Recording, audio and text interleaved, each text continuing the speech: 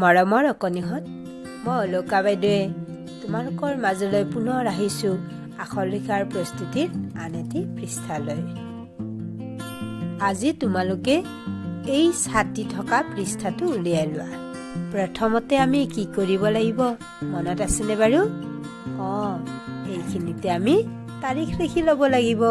এতিয়া আমি কাৰ চিনৰ দিশেৰে ফুটফুটবোৰ কাঠ পেঞ্চিলেৰে লগাম।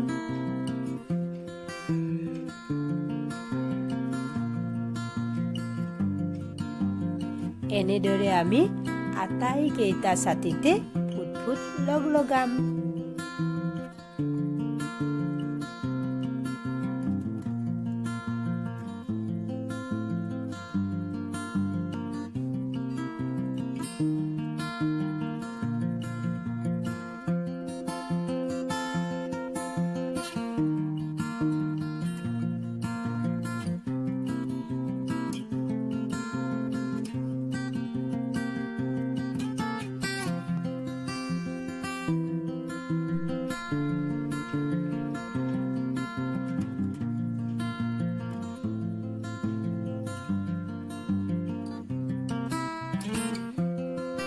ছাতিৰ কাপোৰখনৰ ভাগবোৰ বেলেগ বেলেগ ৰঙেৰে বুলাম।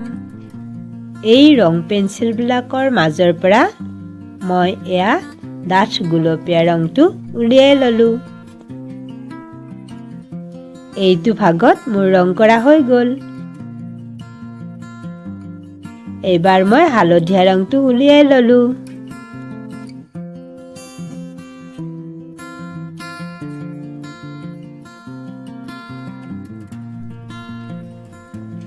এইবাৰ আমি বেঙুনীয়া ৰংটো উলিয়াই ল'লোঁ।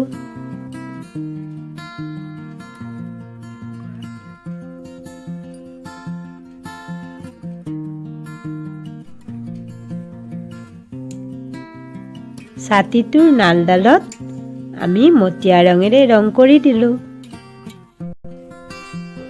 এতিয়া আমি প্ৰত্যেকটো ছাতিতে বেলেগ বেলেগ ৰং বুলাম। এনেদৰে তোমালোকে নিজৰ মতে ছাতিবোৰত ৰং কৰিবা। তোমালোকে এইখিনি কৰিবা। আজিলৈ আহোঁ, পুনৰ লগ পাম। ধন্যবাদ।